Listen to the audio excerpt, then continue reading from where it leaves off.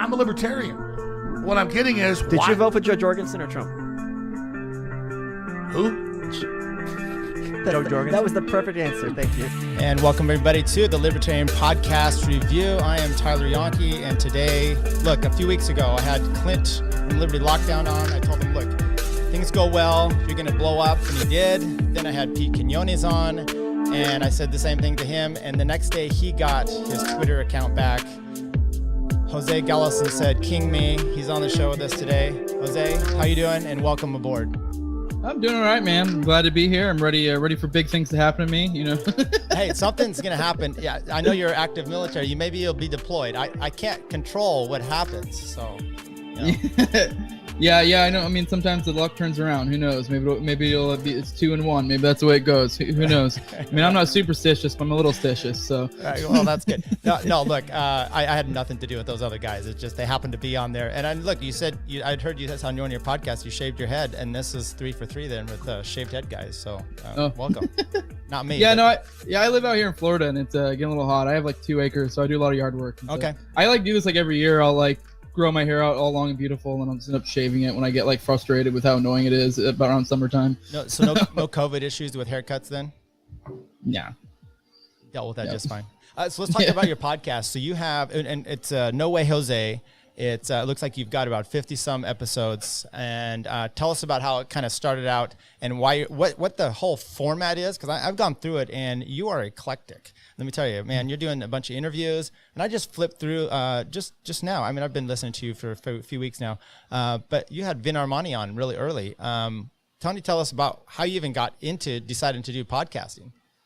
I don't know. It's a whole long story. I during the height of the COVID, I had a buddy who like got with me and was wanting to start up this like Facebook group, and it's called the Liberty Movement. And the concept was to be like this like cultural non-political space. Then the idea being that's like the thing that we could unite us, you know, if we can kind of put like the political side stuff aside, because you know, like that's one of the biggest things in my opinion that kind of divides a lot of us libertarian types is like, you know, because there's people who make arguments that are going to vote for the D, there's people who are going to vote for the R, people who vote for libertarian, people who don't vote at all, you know, like, so it's all over the place. So really the whole idea is to influence the culture. So that was that. And then later I kind of like, that got like pretty big, and it kind of took on a whole different bunch of forms.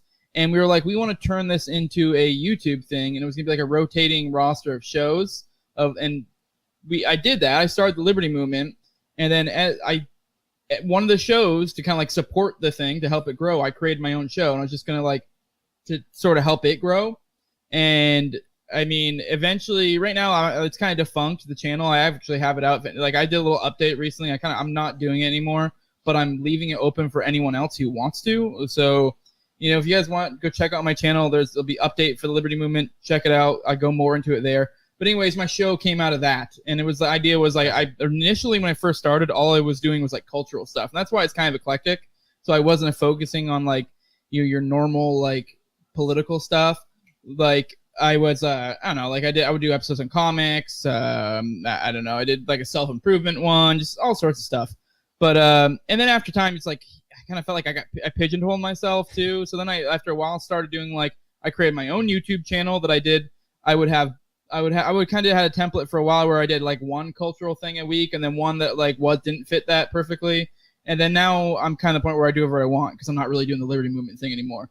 Although anyone who wants to take it over, I'm still welcome to contribute and do episodes here and there that will contribute towards it. So when you say culture, what specifically was your mindset there? And you've probably heard the quote. I think Breitbart said, you know, politics is downstream from culture, and to some extent, I mean, I think that's mostly true. But I think politics can influence culture.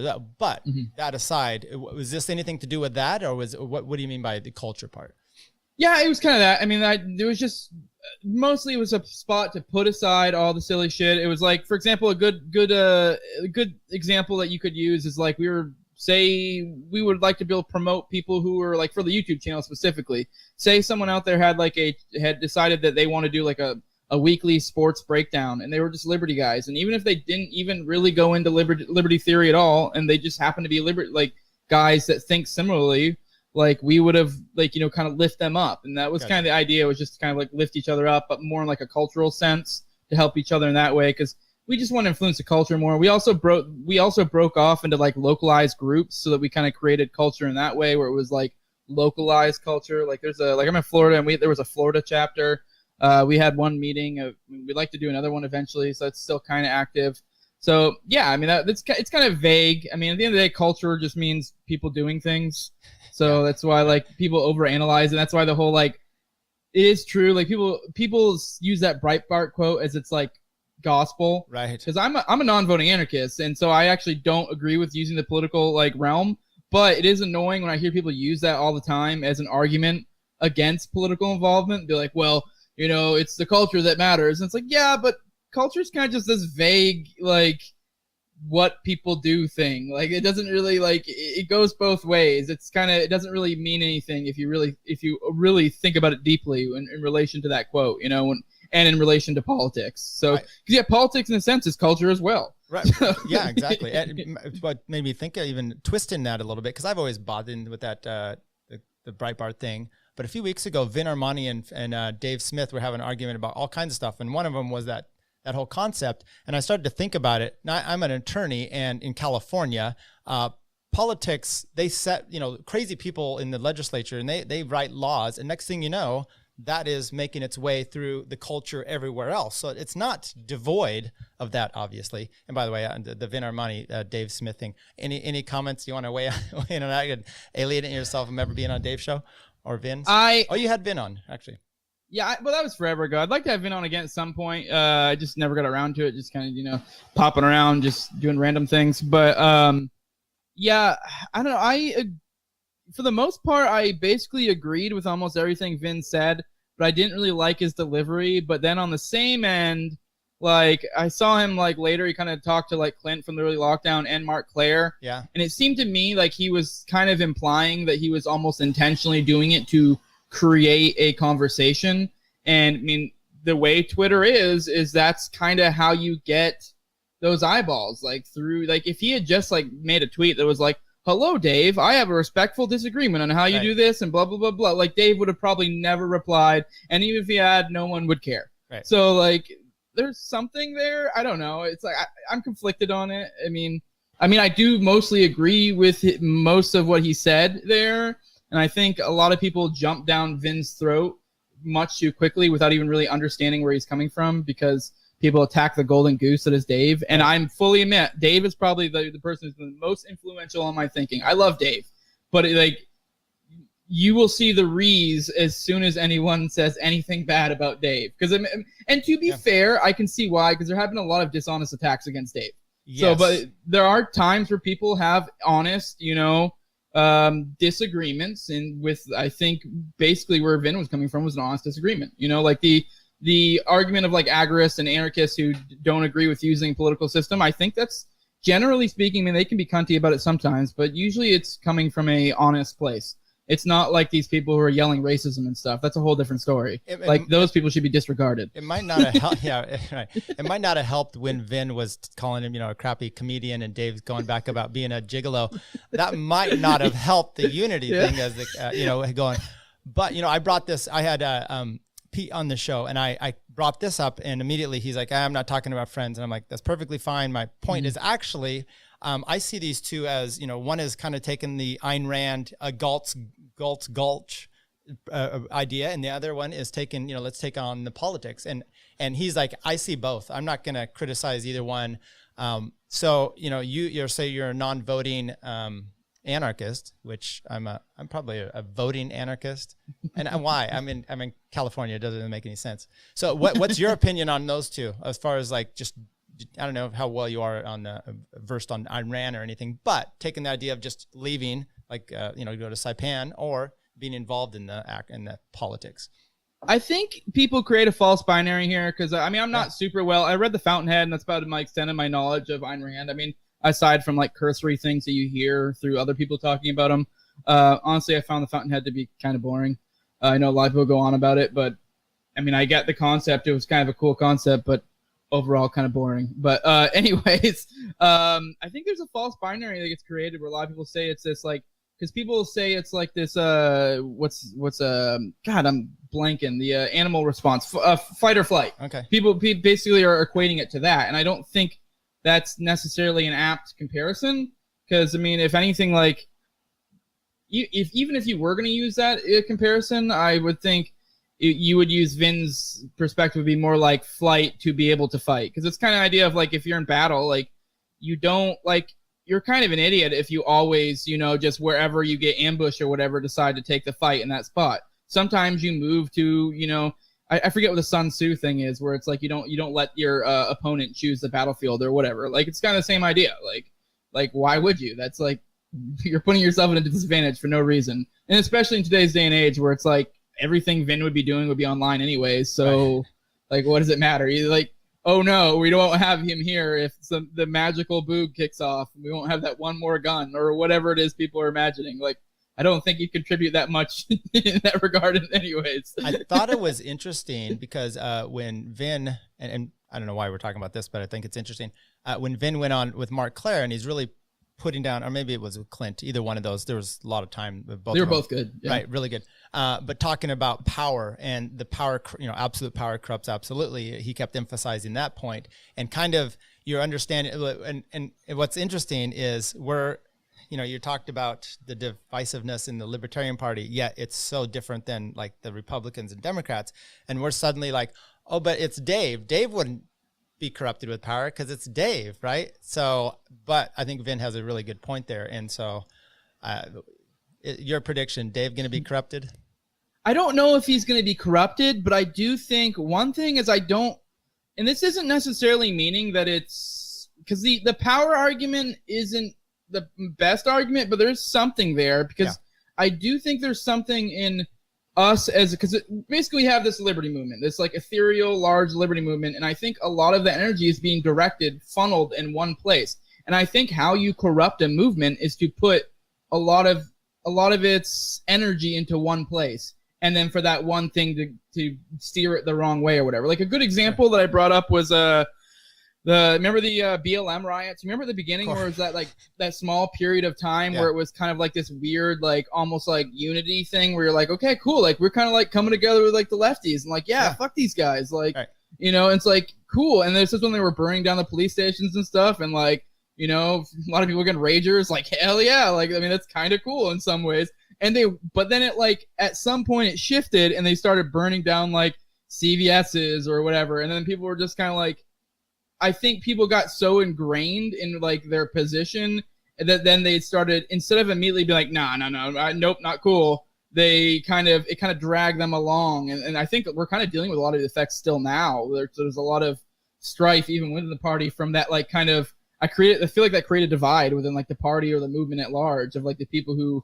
got really sucked into that narrative and then like made every excuse. And the point I'm kind of making is like we put all this energy in one thing, and we weren't really, I don't know, like for example, let's say Dave did, like say the Fed boys got to him and they were like, you know, and I mean I don't know Dave personally. He's always struck me as up and up. He's the reason I'm an anarchist. Yeah. Like Dave is. He over time convinced me to read Anatomy of the State. I did, and then I became an anarchist. And it was actually from, you know, years of listening to Dave Smith that convinced me to read it. But let's say I don't think he would take the money. I mean, maybe he would, maybe he wouldn't. Let's assuming in this magical situation where the Fed's coming to you, here's a bag of cash. But you know, he has some pretty obvious weakness. And to be honest, I have the same weaknesses. I have children. And I know it sounds a little kooky, but and I'm not even saying that necessarily would happen. But if he actually was a threat to the establishment, I think there's a good chance it would. And yeah, I mean, all they gotta do is give him a bag of cash and show him a couple pictures of his kid. Right. And I would immediately take that deal in a heartbeat. It's funny. I mentioned this episodes ago that, you know, I think the Mises Institute, and you talked about Anatomy of the State and all the free books and stuff, the power that they have for liberty there is immense. But if they were ever a threat, they wouldn't even be around. So I don't think, you know, people try to demonize them, of course. And much like Dave, let's be honest, though, if it's he's not going to get anywhere, even if he does run for president, I would vote for him. You know, maybe it'd bring you out of retirement of voting. Have you ever voted? Okay. I mean, to be honest, You're pretty young, right? well, I'm 29. Well, compared to me, I'm just saying. Yeah, I mean, I guess that's young in the scope of things. I'll be 30 next month, but you know, I'm not like young, but I don't know. I've had a couple opportunities that just never really struck me to care enough. I've never really no one really convinced me. It was only really this past election that got me to the point where I'm a non-voting what I would call myself a non-voting anarchist. And I mean, somewhat that was from JoJo. I mean, but then I also, a lot of it was from me and Konkin and other things, and just kind of thinking more on it and about like whether I think even, and I'm to be clear, I know a lot of people, I always caveat this. I don't come from the perspective. I know a lot of non-voting anarchists or agorists or whatever come from the perspective of it's immoral. I don't come from that perspective. Yeah. I completely agree with Lysander Spooner and that in defense of voting is fine. I just think it's a matter of the utility of it. I don't think it actually has much utility. And I could craft a hypothetical in which I would vote. I mean, I'm not, but it's, I think the vast majority of the time, there's no utility in it, especially in the long run, because I do think there is something too that you're building up a system that's going to fuck you. So, and I mean, yeah. No, I'm not far off on that at all. Yeah. It's just an interesting prospect. Like the people that have the I voted sticker, you know, that's that one, and the I vaccinated. Those are like the adult participation trophies of 2020. I think it's just they're in 2021. So, you know, and they're saying it's such a vital part of your participation. I'm not buying into that, and I never have. But let's go kind of with your background. So I think you and I are, besides being about 20 years apart in age, you and I are very similar as far as it sounds like you kind of were right wing growing up, listened to a lot of the same things I would. I was always interested in talk radio and stuff. When did that process? So you didn't vote when you were a full-blown neocon Republican, I guess. I'm trying to think of who I even would have been able to vote for. I'm losing. I probably would have been voting age for. I don't think I was voting age for Obama either time. And then I know Trump just didn't do it for me. I don't know, just wasn't anything that really impressed me. Did he? How long have you been an anarchist? You said Dave brought you over, so it's probably in the last 4 or 5 years or so. Yeah, I mean, I'll be honest. Don't hold me to this because I'll probably end up realizing later. I think I was an anarchist before 2016. Okay. Like, crap, I totally was able to vote in the last election. I'm terrible with time. So, but either way, I don't know. I just it really never struck me. During the Trump election, it was Gary Johnson. It was basically or Trump were the only ones I would even think about. I think I was I don't think I was an anarchist at that point, but I was definitely libertarian. I was like a minarchist at that point. But neither, I mean, and even then at that time, even as a minarchist, I still was like, God, Gary Johnson's awful. Like I had kind of bright eyes at the beginning, but it didn't take too long before I was like, it's not really worth the effort, the little bit of effort it takes to go vote for him. So, which I know a lot of people get upset and they're like, well, you need to go vote if you're a libertarian. Because at the point I did believe in voting libertarian. I just, at the same time, it's still kind of like, you got to earn my vote. Like I'm sorry. Like I don't see that you're literally not worth me leaving my house. It's funny. You mentioned Joe. Yeah, exactly. You mentioned Joe. And here I moved from, as a matter of fact, I changed my registration the day after Trump, when Cruz was no longer a viable candidate, when Trump had sealed the deal. I was like, and not that I was hating Trump. I'm just like, he's nothing for liberty, not like Cruz was, but I was just like, I'm ready to leave this all together. And I did. And then became really excited about libertarianism. And yet the presidential hopefuls just so let me down. It's a naked guy. It's a guy with a boot on his head. It's Austin Peterson. It's these guys. So you said Joe Jorgensen didn't do it for you. No, I know it's probably tales all the time for a lot of people, but because you're a misogynist. Yeah, it's because I'm a raging racist.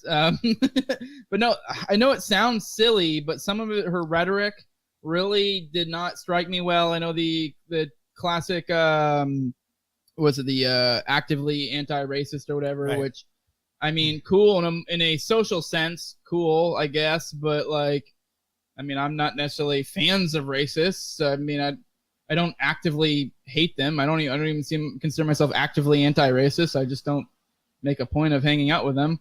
Right. Although I'll be honest, I probably make a lot of racist jokes, but like, I mean, my best friend's a black dude, and we make some of the worst jokes. Right. Yeah. Like, As we always. don't care. Right.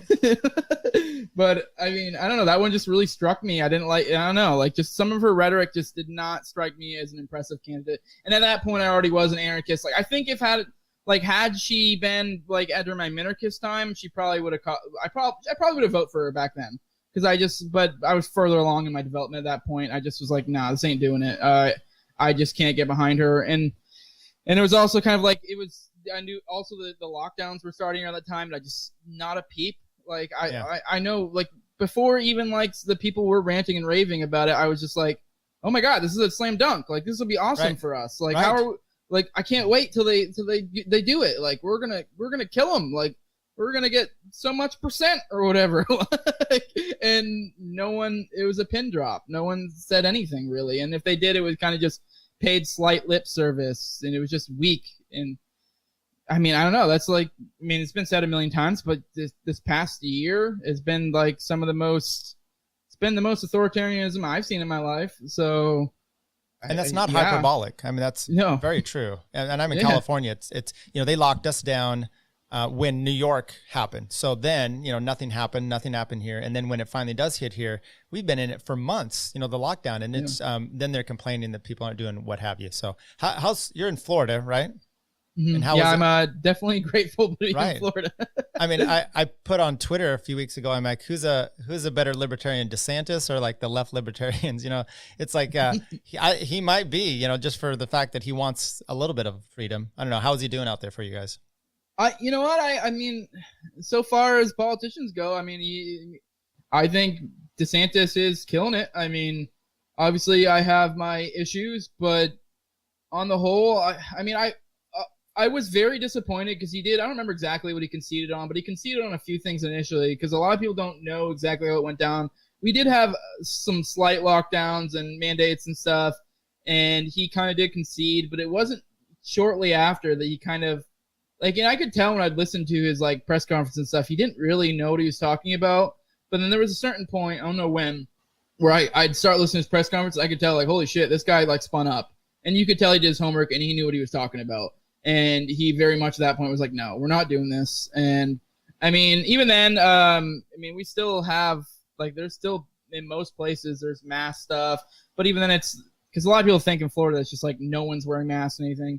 I mean, kind of no one is sort of at this point, sort of not. If you go to like a more city area, there will be signs on stores, but half the time no one listens. I don't wear mine anywhere. I mean, yeah, I just don't. I mean, I will keep it in my pocket, and if someone says anything, I'll be like, oh, my bad, I forgot. And even then that almost never happens. Yeah, I live in in Sacramento area and just in the foothills. So what's interesting is there's two counties, Sacramento and then this El Dorado County. El Dorado is where Gavin Newsom just moved to, and it's been open right away. And so, you go over there, it's just a little bit more rural. It's not quite as whatever, but I've just kind of had it with people. And I do a lot of bike riding and stuff. And I was out on the trails today, and some old dude was riding towards me with his mask on. And I never do this, but I yelled at him to take off his fucking mask because he was just out there by himself. It's people, man. I don't know. You there? You froze up a little bit. Oh, it glitched up there for a second. You asked something? I'm sorry. No, I just was retelling a tale about yelling at an old man on a bike. That's all. Yeah, no, it glitched up for a second. I didn't know if you asked a question there at the end, but I caught most of it. So yeah. Well, have you gone crazy like me? Yelling at people, anti-Karen or something?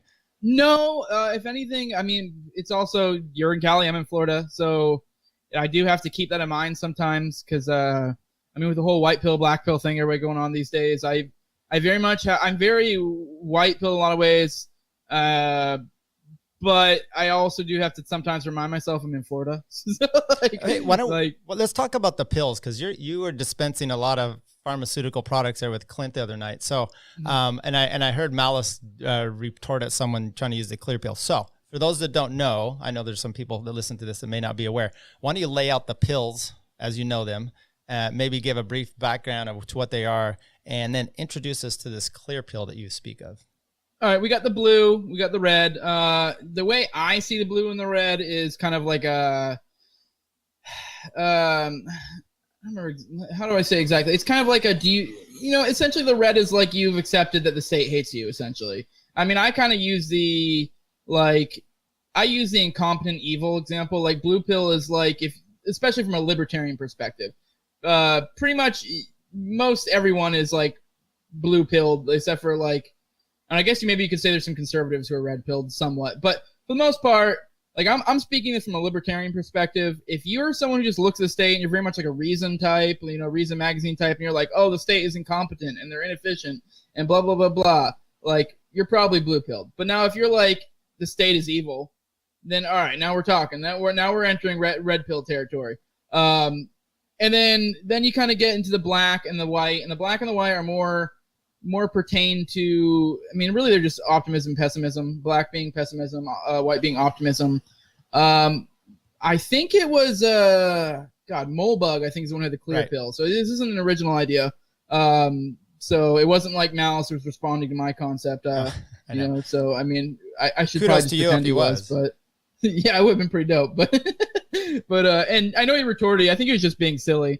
Because he was like, the clear pill's clear, like pills aren't clear, and that's bullshit. I've taken a lot of pills in my life, right? And there are clear ones.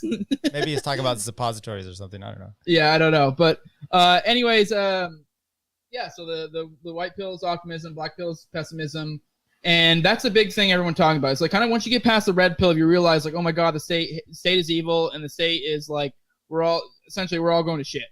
Like, because I mean, especially once you kind of get along those lines, you start realizing like, oh, this is gonna collapse at some point. How does it collapse? I don't know. What does a collapse look like? It depends. But so that's where a lot of people get this like black pill, white pill. Like, oh my god, are things looking up? Like, are we gonna come together as a liberty community and everything can be great, or is it all gonna go to hell? Are we gonna be in the gulags?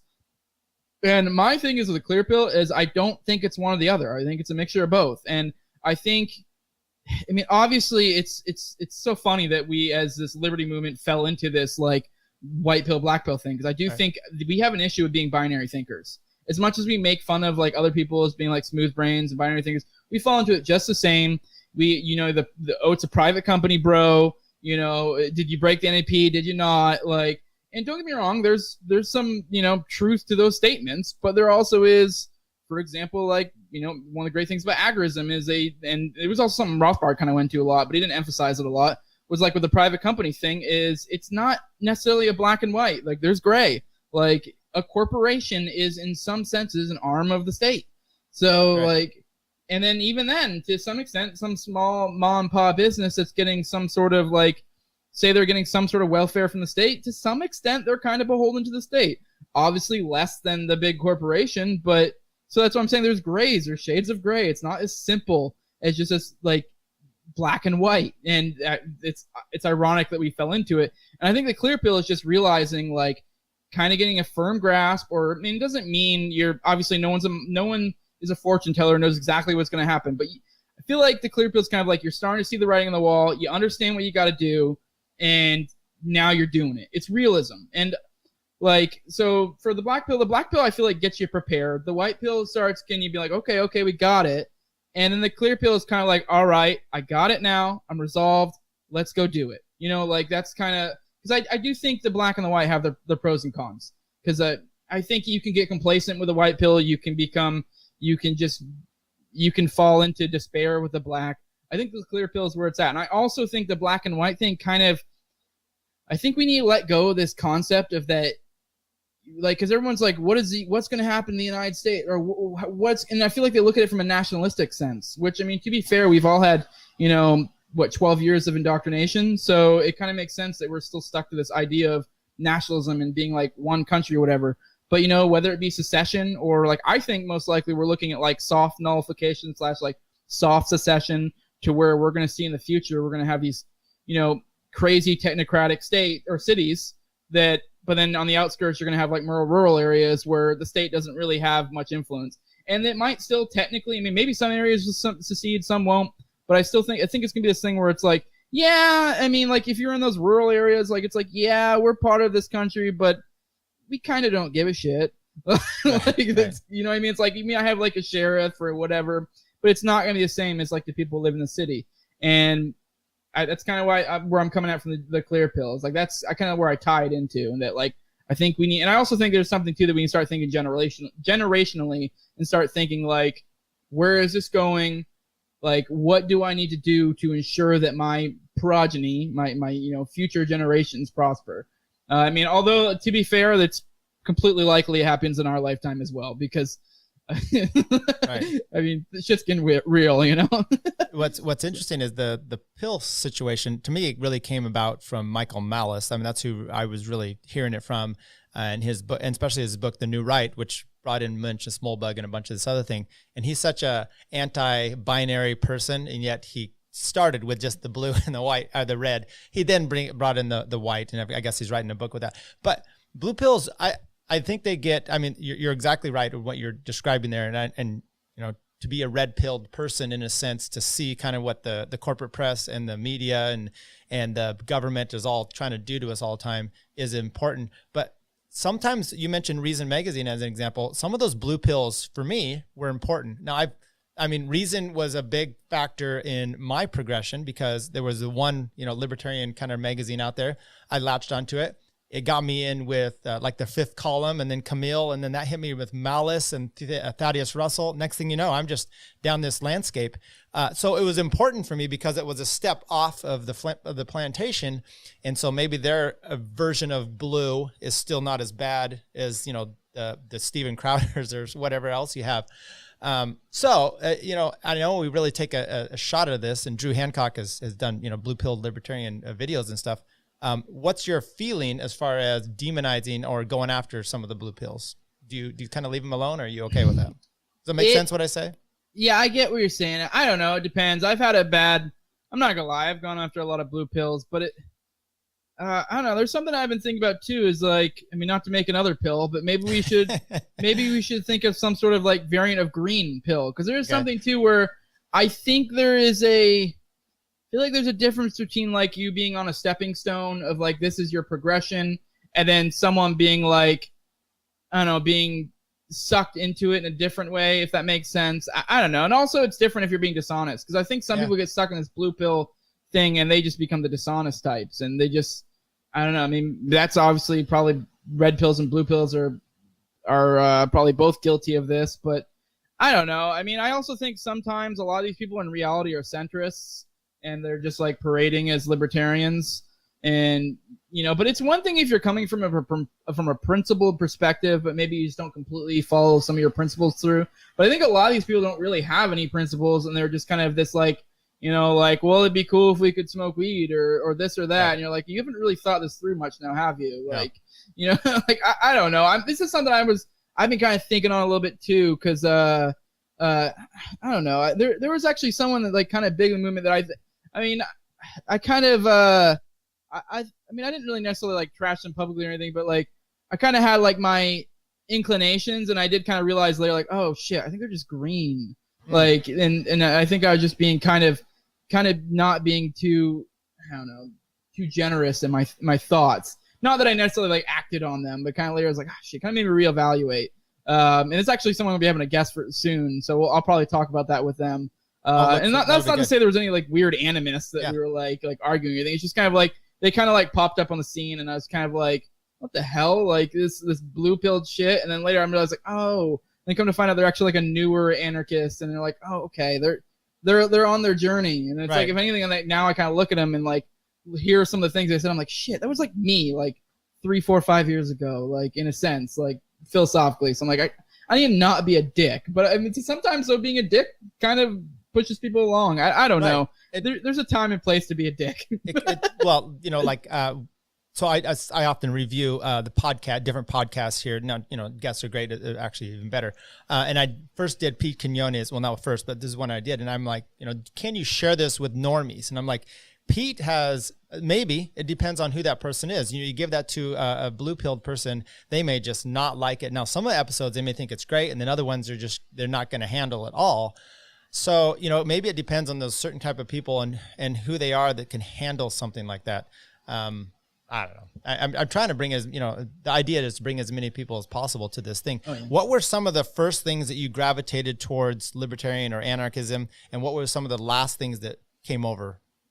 Like, topics like, I don't know, war or one of the last things that I let go of kind of deal, to where I finally made that plunge. Because okay, I get where you're getting at. I kind of hung on the fence of minarchist and anarchist for a long time. There were a few things. Okay, so first things that kind of got me along the road.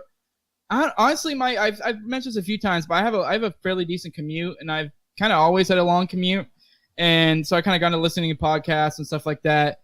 And I kind of went on the progression of I think I started listening to Shapiro a lot, and then I kind of started listening to Crowder, and I think from there I started listening to Dave Rubin, and then some of his guests are a little bit like lefty libertarianish types, and then from there I started listening to Rogan, and I think I found Dave Smith. So that was kind of my progression, sorta. I never was as a young person too caught up in this stuff, really. I like to think. Oh, another big thing is not to go on another sidetrack, is really it was atheism that did a lot for me. I don't know where you're at with that, but for me it was I grew up in a religious household, and I think that played a big part in my transformation to what I am now, because I went to a Christian school, everything.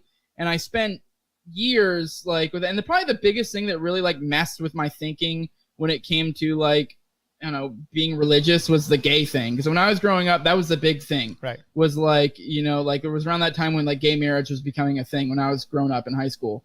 And I remember being in a conservative household, sort of Christian household, that being a big thing. And I just never made sense to me logically. Why the hell would a God give a shit? I understand to some extent, maybe why there might be some issues, but I also think from a biological perspective, there's some use of having someone who's a non-breeder within a society. They can help out with other duties, and I just don't really get how that's immoral as long as they aren't I can understand to some sense the polygamous thing of because people assume if they're gay, they're running around banging everything. It's not the case all the time. If and there's some truth to that, spreads disease, whatever. I'm kind of going a rabbit trail. But anyways, that's kind of what got me thinking as a young person. And then later it just kind of picked away. That was a little seed that kind of picked away in my head. And then from there, I kind of, at some point around early 20s, I started really looking into myself, my faith, and kind of I actually was initially to reaffirm my belief in religion. And I started listening to debates and stuff, different religious debates. And I started noticing holy shit, these atheists generally trash these theists in most debates. And then from there, I kind of I started looking into logical fallacies and stuff like that. And I kind of that, using logic is kind of what drove me out of religion, because I was able to be evaluate how it's not logical, which I'm sure someone out there listening is going to be holy shit, and it's gritting their teeth. And then at some point, and I never really applied it to my politics or, my philosophy until later when I started listening to, I don't know, some of those people I mentioned before. And then I kind of applied those same things. And at some point, it's just kind of if I apply these same principles of why I don't believe in a God to the state, it kind of is the same thing, that's why Most Dangerous Superstition by Larkin Rose is great. I think that probably, not that I necessarily came from the left, but for a lot of people, the left is known for being God haters. So that's why I think that's a great book for people coming from the left is Most Dangerous Superstition by Larkin Rose. But yeah, that's kind of what moved me along that way. And I think what set the foundation was me moving away from my religion, losing my faith. Because it was just once you start applying logic to things, you're kind of you realize how many fallacies are in so many different things. You watch the news and you see fallacies abound. So you're why are they doing this shit? If this was such a logical, thing going on, they wouldn't have to be essentially dishonest, whether they mean to or not. Because I think a lot of people use fallacies and don't even realize it, but you don't need to if it's fucking bulletproof. But last things I held on to, like I said, I am military. You mentioned it already. That was kind of the last things I held on to, because I kind of went the progression of minarchist, and the minarchist thing is kind of I'm preaching to the choir here, but most minarchists is they believe courts, police, military. And so those were the last things I held on to. And it's kind of you got to have those type of functioning, society. And, especially, not gonna lie, I have kind of a bias because I was in the military. It's just kind of it was doubly hard to make that plunge from minarchist to anarchist, because it's like, at least as like a conservatarian, minarchist, libertarian, whatever, I could be like, yes, I agree the wars aren't good, they aren't benefiting anyone, yada yada, but I'm this is necessary. Like this, like yes, it's not good now, but ideally maybe someone else will come in and we'll turn this around, and it will be a military is necessary for national defense or whatever, and it was kind of like I said, I had this vested interest in not becoming an anarchist, because then once you do that, it's kind of like I have nothing to hold on to. Like, right. How can I be an anarchist and think this is necessary? Like, because the biggest thing for me from jumping from anarchist to anarchist was that I believed a minimum state was necessary. So that's why anatomy of state works so well for me, because I feel like it really dispels that argument of the state being necessary in a lot of ways. And you realize there are other ways to do things, and the state is a flawed concept in its origin anyways. Like, it's just going to go to shit. So that was the last thing to fall away from me. And no shit, I'm being in the military. The military was the last thing that fell away from me. Yeah. I found Rothbard's For New Liberty. He talked about one section there, and you can find a speech of his actually online talking about this, where he's with a group of friends, and he's a minarchist at this point, and he's trying to convince them of whatever. And these are some lefties, and they go, well, if you're okay with the government, does the government do better with this municipality, with this certain thing over here and over there, and they're like, and if that's okay, then why isn't everything okay? And he's like, came to the conclusion, oh yeah, the government's better at the free market with everything, and I have to be consistent. And he said it was like an epiphany and clear-minded, and boom, he got. And for me, the way he described it was exactly the same way. And it's, the courts, the police, all these, the military. And once you start to realize, would I have the government in charge of making shoes and all these other, no, you wouldn't do that. So why do these other things? Now, on your religion thing, we're going to cut the interview because I'm no, I'm just kidding. I am a religious person, but okay. This is what has been great for me about going down the anarchy process. And I talked to Pete about this as well, is because you may have that understanding, but your ultimate goal is not to control my life. And my goal now as an anarchist is not to concern myself with your whatever. And so it's been a freeing point in my life of not having to worry about, anything else. I just, concern myself with the, property rights, non-aggression or whatever, and my own family and friends. And my religious point, part of my life has actually been exceeding in that realm, because I'm not, team blue, team red, Democrat, and fighting over all these things. And so it felt like a superpower in a sense. And it's interesting, like the atheists that I find in the anarchist and the libertarian movement seem much more accepting of me and my religion than the left or the right. So, I haven't got I'm past my angry atheist phase, so we're good. No, and even so, big deal. I used to spend a lot of time arguing that stuff, and then you realize, my perspective now, I know this may come off as a little condescending, but I think there is some quality to modern day religion, especially Christianity, and that it's this like pre-packaged belief. And generally, by modern perspective, it's good shit. Like, it's like, it is just like, hey, treat people good. And that's mostly what Christianity is. Right. We can get in the weeds, and I don't think we will here, because that's a whole other discussion. I think it's not necessarily that, but I think a lot of modern day Christianity kind of misses the boat on what it actually is. But exactly.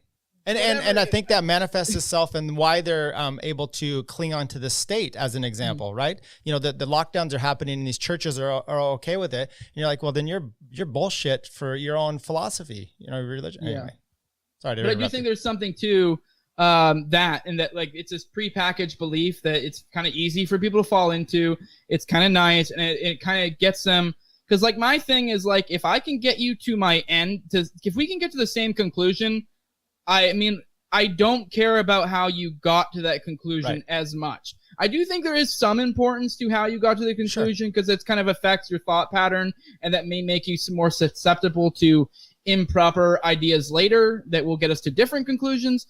But at the end of the day, as long as we're the same conclusion, like, it's a good spot to be at, and maybe we can later, depending on who it is, talk about it. There's something to it. It's kind of the idea of like the magic. I'm sure if you listen to Vin Armani, he's talked about it a lot. And Pete's been talking about like some of his like similar concepts as well. It's kind of the same idea. If I can get you, because like, for example, I may technically I'm not objective. I don't believe in objective morality. I think natural rights are a social construct, but I think they're useful. Sure. And I think they get us, and I have a way that I can logically think through where we get to the same conclusion. I basically, for all intents and purposes, I essentially operate under objective morality and operate under natural rights. But then I have a different thought process to get there. But like, if we're at the same conclusion, I don't care. If that's what somebody, if I need to tell somebody, hey, there are natural rights, and because you're a human being and because you're born, you have the right to do this and the right to that. If that's easier than me explaining, like, well, some long drawn out explanation or whatever, if that's easier for them, that gets them where I want them to be, I kind of don't care. Like, so where do you, in your mind, where do you base your rights then? Is it like the argumentation ethics thing from Hoppe, or is it just something else, or do you just not concern yourself with it? I think rights are kind of like how Stirner are. Rights are what you take, but at the same time, it's kind of like, I know a lot of people are like, oh, well, then we'll just have warlords everywhere. And I was like, isn't that kind of the anarchist argument? Like, why we can't have anarchy? Like, at the end of the day, like, I cannot believe in objective morality. I cannot believe in rights, but it's still to my best. Like, I don't like when people take shit from me. I don't like when people hurt me. So, like, they're right there is my beginning point of like, well, you know what? I should like promote people not hurting people and taking stuff. And like, there we go. It's really that simple. Like, I don't believe that's an objective thing. I mean, my thing is, like I say a lot, is that you can derive, like, I think morality, for example, that kind of applies to rights as well, is subjective. But yes, we can lay down an initial, like, if I can get you to agree to values, like if me and you having a discussion and we can agree on certain values, from there we can set up a framework which is objective. Because I can be like, me and you both agree that, we value people not hurting people. We value people not taking their things. From there, we have the NAP right there. And while it may be subjective technically, like, we have set up within that subjective framework, there's objectivity. And like, there might be people who, don't agree with that, but you know what? That's what guns are for. So like, right. And I've heard you recently talk, and I think it was with Pete or a few different people. You talked about your principles and your hierarchy. You said, hey, I have my principles, but my family needs to eat, be damned. Mm-hmm. I'm going to go and do what I want. But then that made me think about this and exactly what you said. Maybe I don't think that's and I'm defensive of you. I don't think that necessarily goes against your principles, because your principles are subjective and they're what you believe them to be. And your family is a hierarchy of that. And your family is always going to take precedence. You're not going to ever let anything happen. You're not going to let Joe Jorgensen dictate what's best for your family. Oh yeah, no, definitely. I mean, these are actually like, these are newer things, and this is kind of like some principles I applied from like reading Stirner. Mm-hmm. Which, I mean, don't get me wrong, I could entirely change. My sure. beliefs have changed so much in my life, they could change again. But this is a lot of stuff that I kind of got from Stirner. It's kind of like, I think one line, I don't remember if I'm getting it right, but he said, your principles should serve you and not the other way around. And that, I mean, that's kind of, essentially that's just competing principles. And like, yeah, we can get off in the autistic weeds. But at the end of the day, like, if there's some scenario where I have to break the NAP or whatever to, provide for my family, and it's actually imperative or what have you, I'm not going to sit there and philosophize on whether, like, it breaks NAP. Like, I'm sorry, I'm going to do it. But at the end of the day, I do believe that generally speaking, it doesn't serve my interest to break the NAP. Because if I break the NAP, then other people are going to be like, well, why don't I break the NAP? So the best way to ensure that people don't hurt people or hurt me and take my shit is to not hurt them and not take their shit. Right. Like that, it's really a simple concept. I know a lot of people get all like crazy, like, well, that, when it comes to like subjective morality, like, well, you could do this, you could do that. It's like not that crazy. Like, I don't know. No, we live in that kind of world already with different competing interests. Let's kind of move on. With that in mind, do you have any prospects, and have you done this, bringing people towards this liberty movement? Do you have any strategy for doing so? I'm sure you've talked to people about your beliefs. I have, and it seems funny to me that both the left and the right argue that over and over about, like, how are you going to get someone to court and how are you going to do this? When especially the right wing people, I'm like, have you ever thought that the free market could be the solution for everything? You always talk about the free market, and suddenly you're fighting me tooth and nail on this. Have you had outreach with people and trying to make these conversations? You want to reframe that question? I think I got a little bit lost in there. I don't get where you're gonna. No, that happens. Yeah. Bringing people to liberty. Okay. Okay. I've had arguments with people or trying to have discussions and simply trying to tell them of this wonderfulness that is anarchy, right? No government. And both the left and the right seem to just really push back harsh against this. And when especially the right has flustered me with, I'm like, it's free market, it's solutions for everything. And you're worried about who's going to get to court, blah, blah, blah. Do you have a strategy? Have you had one with, or any outreach with people? You obviously have a. Yeah. Sorry. I don't know what happened there. I don't know if it was me, if it was you, probably me. I don't know why I did that. No, but no it ended at the question there. I had Clint on, and his computer went out, and we kept trying to do this, and it kept going. Then he got blue screen. We kept trying, and it went out. And it was right before was on with Dave Smith. So it was good timing. He ended up having to get a whole new computer. So I think I saved him from a disaster with Dave. Anyway, go ahead. No, I normally don't have these issues. I used to back in the day with a different computer, so I'm a little bit embarrassed. But whatever, it happens. We'll edit it. But I get what you're getting at, and like the best ways to kind of bring people to liberty.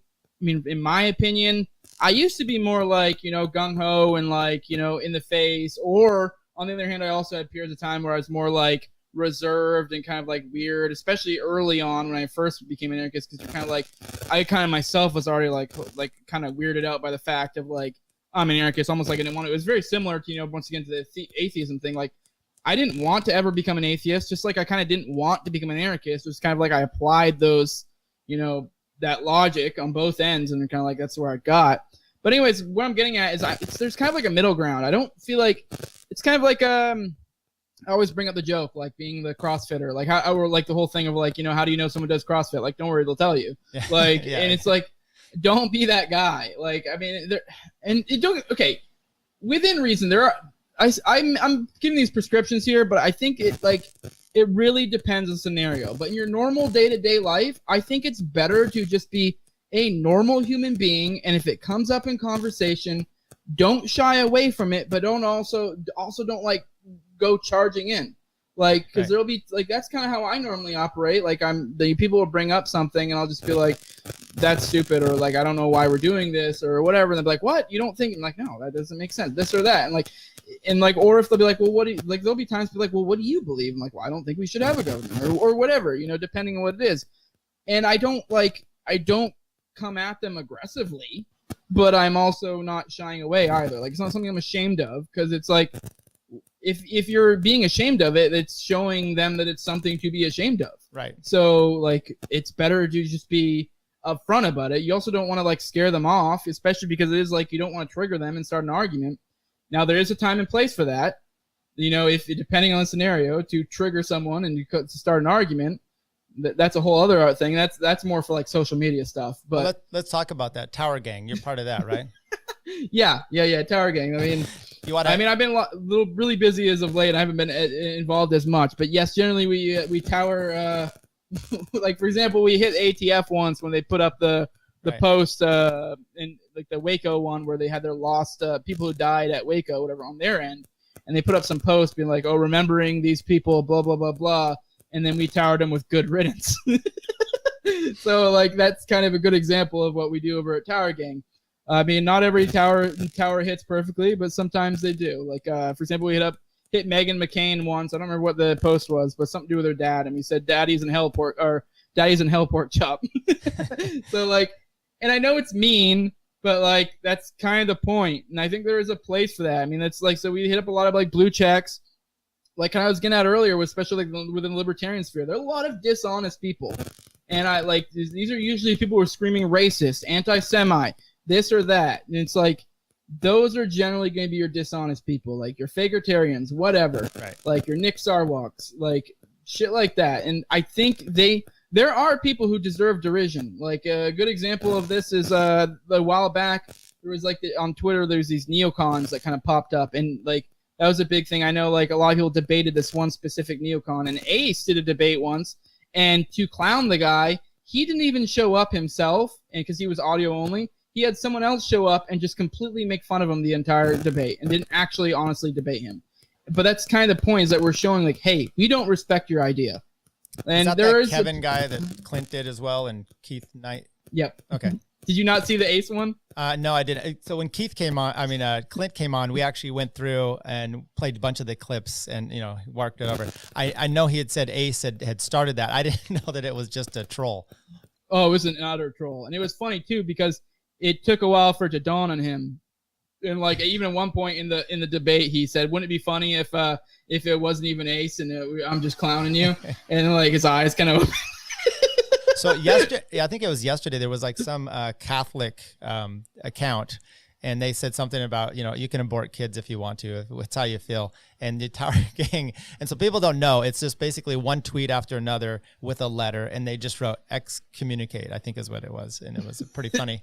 How do you guys find and decide? I mean, don't you have to give me all the inner workings here, but how do you find some of these tweets and then make a decision? I mean, it's got that to me is the interesting part.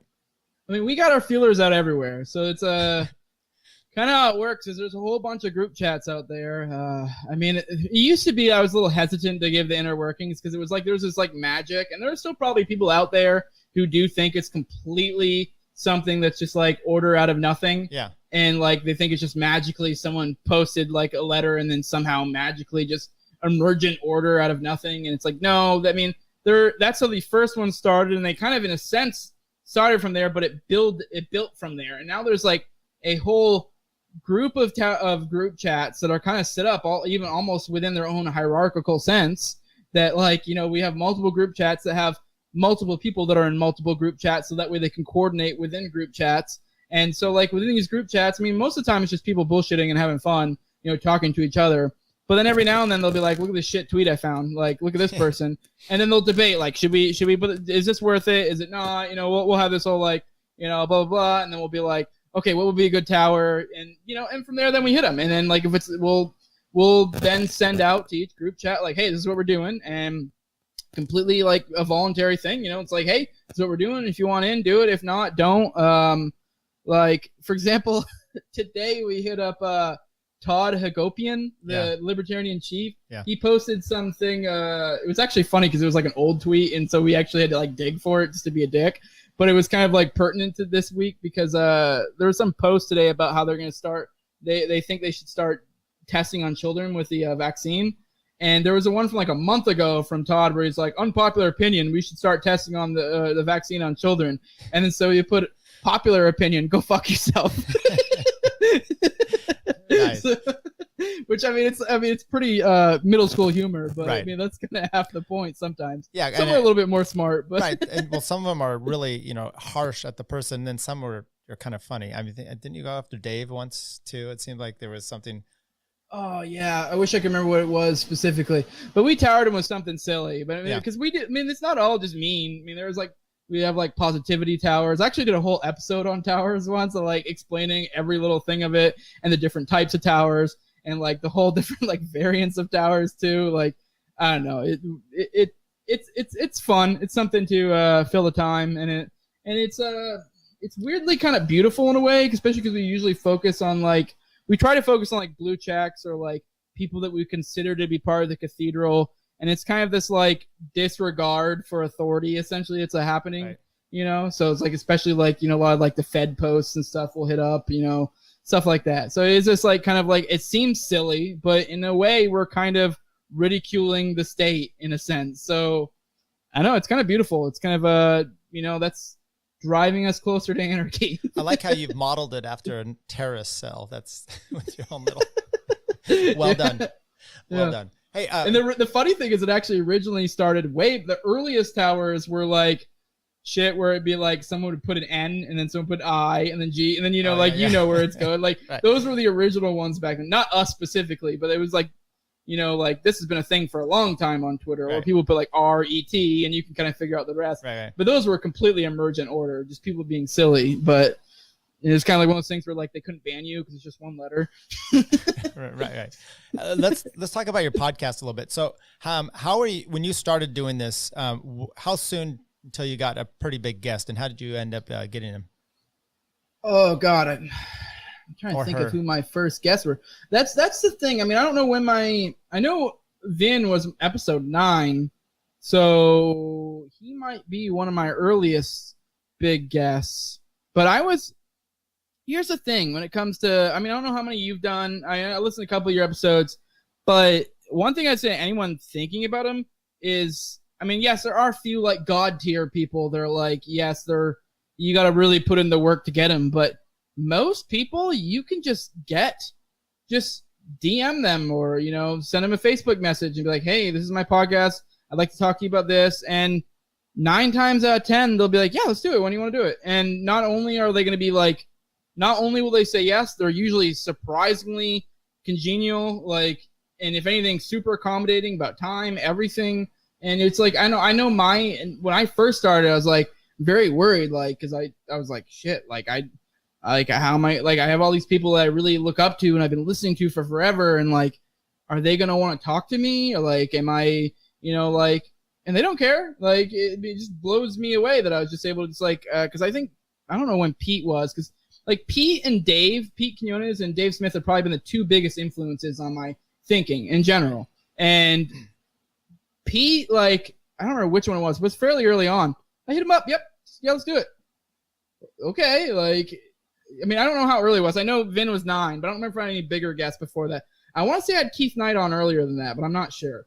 But yeah, I don't know. I've had some pretty big guests, but I'm not even trying to be like, act like I'm big stuff. It's just that, or that I had anything special that drew them to me. I mean, maybe, I don't know. I doubt it, but it really was as simple as asking. So that's just something for anyone listening out there that wants to get into this. I'm not going to say it's not that hard, but so far as like getting guests, it's a good community and people are very accommodating. Yeah, no, I agree. You've been on a bunch of other people's podcasts as well. First of all, how's that gone? And have you got, besides this one, have you gone on any that have made you cringe? Have I gone on any that made me cringe? And you don't have to name those. I'm just saying, look, so I have a cycling podcast and I've like almost 300 episodes of that. And I've done a lot of interviews and sometimes it's like pulling teeth, right? You have 300 episodes of a cycling podcast? Yeah, I've been doing that for years. It's a bike. I'm into bike racing and I've covered, world tour stuff and interviewed a bunch of people. I didn't mean that in a condescending way. I'm just like, in my head, I don't know anything about cycling. So I'm like, how the hell did you pull off 300 episodes about cycling? They race in Europe and we talked about that. Okay. Hey, there's a pod, but everything. The point, by the way, ridicule me all you want. I don't give a shit. It's perfect. Oh no. I mean, obviously you're killing it. Like, yeah. 300 episodes. I'm like, Jesus. No, so I've been doing that for a long time. But point is, I don't know what my point was. There's sometimes you're talking to these people and you're trying to interview them and it's like pulling teeth. And I don't really do much, especially for that, I don't have to do much work, behind the scenes to try to get information. But have you been on some where it's been a little bit painful or you're driving the conversation when you're a guest or even people on with you? There's only one that comes to mind that I can think of that I did an appearance, and only one that comes to mind of when I had someone on.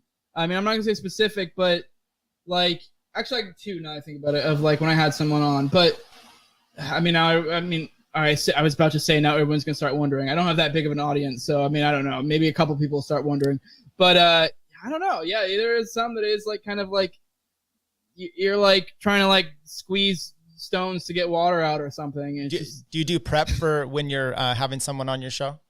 Yeah, I mean, that's another thing too, that like maybe that's why I haven't run into it too often. I mean, maybe that's why with something like cycling, since it's like you probably have a smaller group of people to pull for guests and stuff like that. I mean, I don't know. I'm talking on my ass. It's an Olympic sport. Tour de France. Come on, people make hundreds of dollars doing this. It could be a way more happening audience or group than the Liberty Movement for all I know.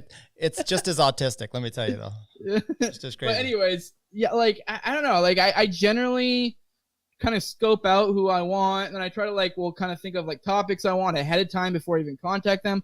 So usually that kind of helps, but then I guess with the issue would be with like people who want you to guest on theirs. Yes, there's only one that comes to mind, and yeah, like it is. I mean, I'm obviously not going to go specifics, so I'm not pressuring, but it's like you don't have as much.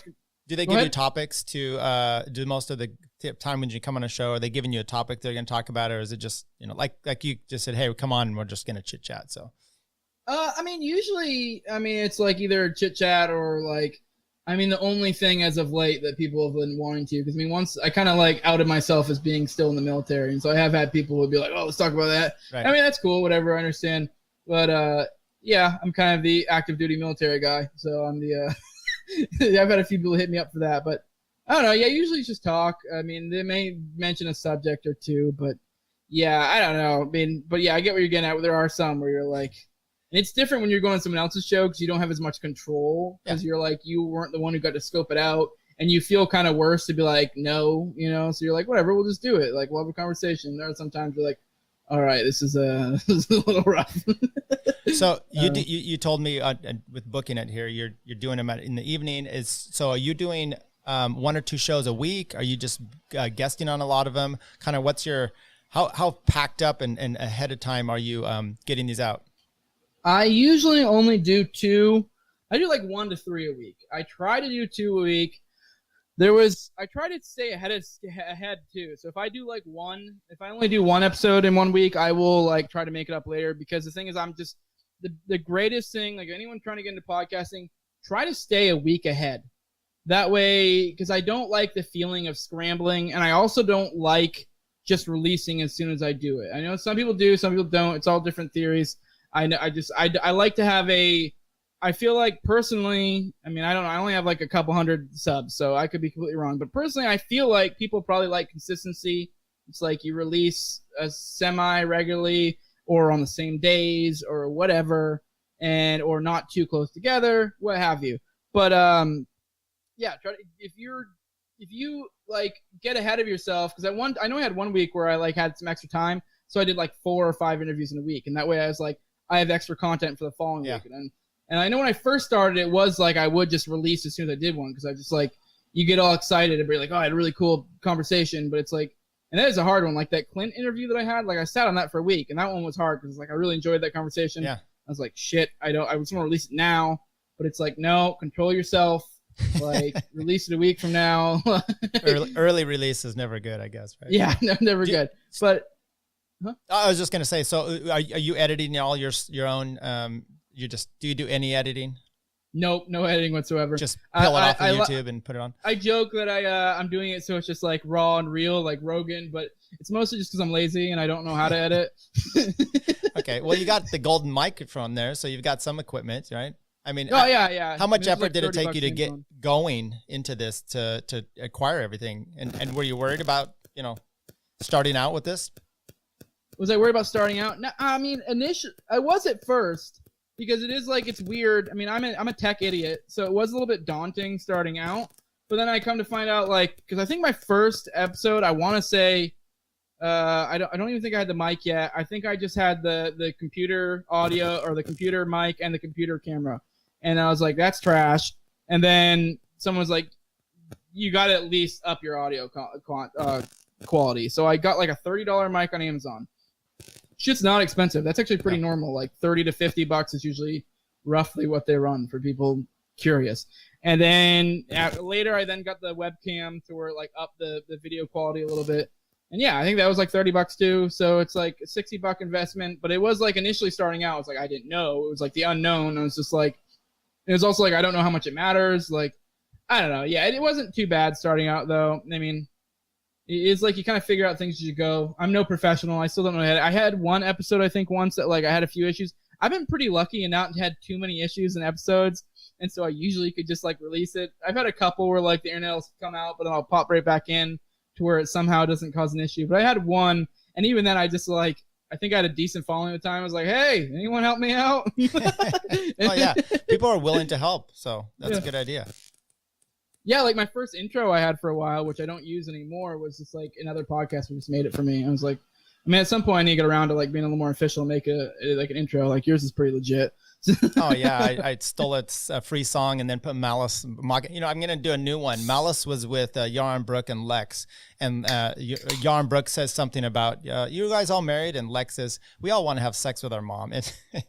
And right, and the reaction to both of them were like, "Oh my god!" So I think I'm gonna throw that in as a new open because hey, why not?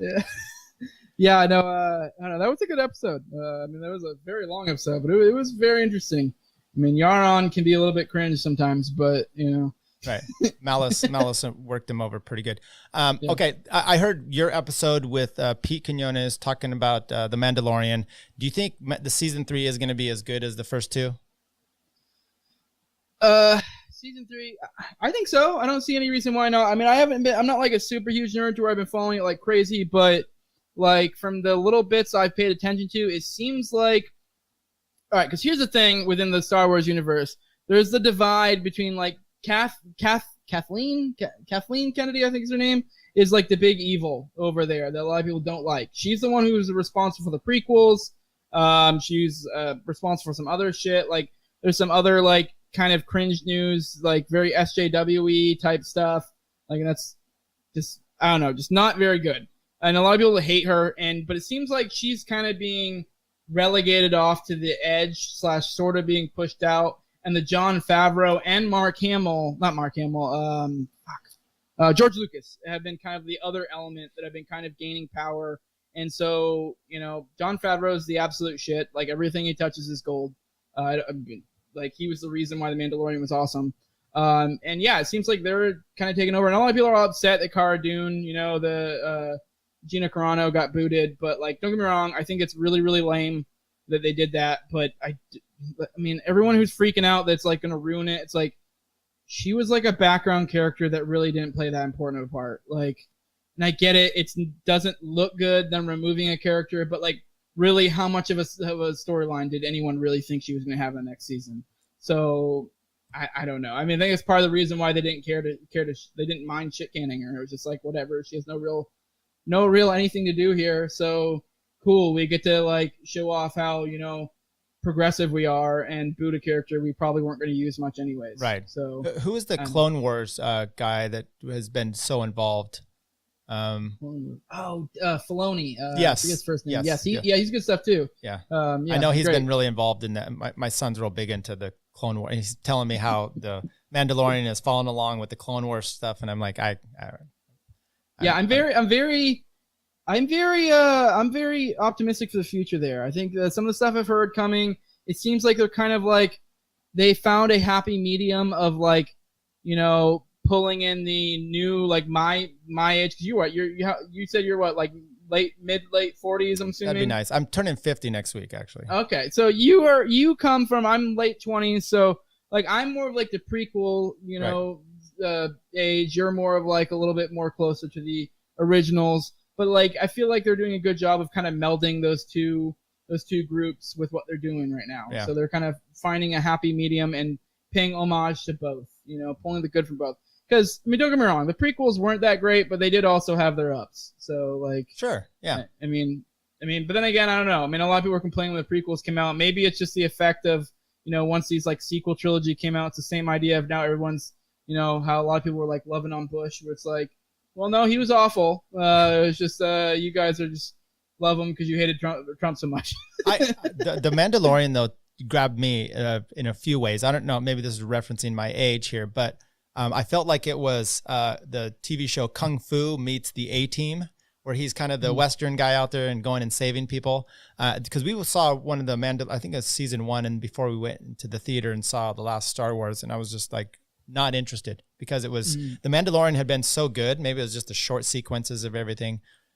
I'm hoping that they continue. It's been entertaining for me. So yeah, they did a really good job. It was basically a Western with like lots of like. Then they also had like the Jedi when they came on. It was basically like the one episode with God, I can't think of her name right now, but the Jedi or the Jedi chick. Right. It was basically an old school samurai movie. It was like a samurai meets Western episode. Yeah. Like it was, and it was just I don't know. They're doing a great job. I really can't sing their praises enough. Like it kicked ass. Like and also like even from a Liberty perspective, there was so much there. Like. Yeah. Like the episode with fucking Bill Burr with like that was like the most on that was the most on the nose anti-war thing I've probably ever seen, other than maybe like a Scott Horton audiobook. Like like it couldn't be any clearer what they were getting at. Like they could have swapped out the words and it was exactly that. Just so you know, I mean, Scott does have a YouTube of his last book. It's broken up into segments, so you can watch that. That's maybe even more. Yeah, I have seen those. Okay, Anything out there you're seeing like TV or, in the movies or anything that you see coming down the road that's kind of similar as far as like freedom that I don't even know if you look at things in a liberty perspective. I've just stopped really trying to, negotiate the world of movies in my politics because it's just impossible. But I don't know if you see. No, I'm the same way. I just enjoy shit. Like, yeah. I mean, but it is like kind of nice when you do see stuff, that like, kind of like, I don't know, I'm a big, you can see behind me, I'm a big kind of like a comic book nerd. Yeah. Like I've been watching all the Marvel things. Like, I just watched the, Winter Soldier Falcon thing, and I'm not gonna lie, a lot of that it is like really hard sometimes to just like enjoy things, but it was super over the top, like, like praise the military cringe in some aspects. And so, I mean, I just have to shut off that part of my brain and just enjoy. It's funny. I was thinking about that because I was just finishing or watching some last night, and it's such a blue-pilled idea of they're hating the military, and yet the military or the government is the only thing that can save them, and it's just you're like, come on, you're a Republican with the police. It's kind of too much, please. Mm-hmm. Yeah, I mean, it was cool. It was kind of weird too, because it's like they can't make up their mind. I'm sure it all depends on directors and stuff like that. Yeah. But like the Scarlet Witch show was like pretty, in a lot of ways, was very liberty-ish. Like, I haven't seen that.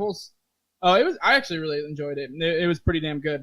But like for example, her whole story is that like she literally came from this war-torn country, and like her family died, and like her and her brother sat there watching a bomb that killed her family, like expecting it was going to blow up. Like that was like a big part of her like origin. And like, I actually talked about this with Shane Hazel. I don't think I released it on my show, but I think we talked about it on his, but it was one of those like kind of like current eventy. So didn't really make sense to release on my channel. So like, but yeah, no, we talked about that, and it was kind of interesting because we kind of had like the military thing. It was very like, especially that specific episode of that had a very powerful like anti-war message where it was like, holy shit, like, and that is the thing that happens. Like that's, I know it seems crazy and outlandish, but it's like, no, like civilians die all the time. They showed how her like family were like scraping by but we're still happy, and like how but then all of a sudden, boom, just a bomb comes out of nowhere and kills them because they're in a war-torn area. So well, I'll have to check that out. So who do you have coming up? Anybody you want to tease us with that by the time I get this show out? I think I know I have Reed Coverdale next week. A big one. I got a pretty good one. I have it's not my show, but I'm going on Why Libertarian. I actually just went on his last week. God, time warp, from podcasting, it throws me off. But I'm going on his show again Monday, and it's going to be like a roundtable thing with me, Sal the Agorist, the Clean Libertarian, and God, who's the other one? And Tommy Salmon. Okay. And he, it's going to be like Tommy Salmon and Clean with like one side, and me and Sal with another. And it's the kind of roundtable discussion is going to be, whether we should utilize politics to further liberty. And so, that should be fun, especially because, I think Clean and Tommy kind of come from a similar perspective of kind of like the whole, they're not like anti-agorism or whatever, like almost no one is really. Right. They're just very much like, oh, why not both? But me and Sal sort of come from the same spot, but I think Sal is more of one of the anarchists who thinks it's immoral to utilize a political system, whereas I don't think it's immoral. I just have a tactical disagreement. So so that should be interesting. I'm looking forward to that. I did just do a episode with Tommy Salmon, so that'll drop next week. The Reed episode won't drop until the following week. And I'm sure there's probably someone I'm forgetting, and I'm going to feel bad. And there's no indication of whether they're good or not. It's just a matter of that I have terrible memory, and I just throw it in my calendar and forget, and just check on the day of and go, oh yeah. Have you? You said you have talked to Reed, or you're going to? Oh, I already have Reed scheduled in. Okay. Oh, I just realized now that I mentioned it, I don't have it saved in my phone, so I'm glad you mentioned it. That's what we're here for. I actually had the other one I know I'm forgetting, Patrick McFarlane. I have Patrick McFarlane from Liberty Weekly coming on next week. We're doing this will be a second part of a 3-part thing we're doing with we're doing I wrote an article way back when on the Monopoly on Violence, the documentary, and I wrote an article on it, and I broke it up into three pieces, and we're kind of like reading it / discussing like the different parts of the article as we go. We already did one episode that came out good. The second part of the article kind of goes more into like the legal stuff, and that's why Patrick is going to be the one narrating this one. Not narrating, hosting. He's going to be the one kind of leading the discussion in this one. And then we'll do the third one, and I haven't really quite said it, but I'd like to try to get a special guest with me and Patrick for the third part, but that'll probably be a ways off. So I mean, we're not in any rush to finish this 3-part thing. They're kind of like the way it's supposed to be is they perfectly stand on their own, but they also go well together. So there's no rush either way. But yeah, I've rambled enough. I don't know. I've got a bunch. Now I got to go friggin' figure out when I'm having Reed again and throw him back in my schedule because I didn't put him in there like I was supposed to. Well, I'll let you go here. I know you need to get your AC going back here. I think Oh, no, I got it going right now. Oh, well, then yeah. That's not a problem. We're good. Anything you want to tell anybody about how to reach your show, where to find you, where you're at, how to watch you as a Tower Gang member, all that? Oh, yeah. I mean, if you want to see me do Tower Gang shenanigans, I like to feel I have a pretty good Twitter game.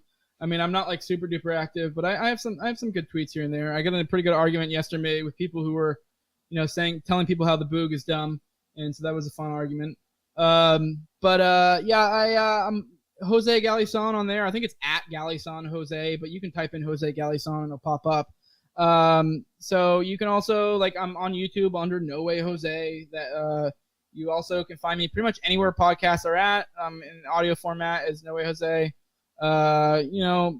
If you're out there, go subscribe because I want to get an Odyssey, but I'm too lazy to manually update. And if I hit 300 subs, it'll sync. So once I hit 300, I'll get on Odyssey because I don't feel like manually updating every time, and I have too many episodes to go backlog at this point. So yeah, go do that. What else? Yeah, that's it. If you want to email me for any reason, thelibertymovementglobal@gmail.com. Yeah, that's it. Yeah. It's just been fun. No, I appreciate it, and I encourage everyone to go check you out. There's even sub of course, but scroll through there. There's a bunch of just different interviews, and like I said, it's eclectic and it's fun. It's fun going through your catalog. I appreciate you coming on here.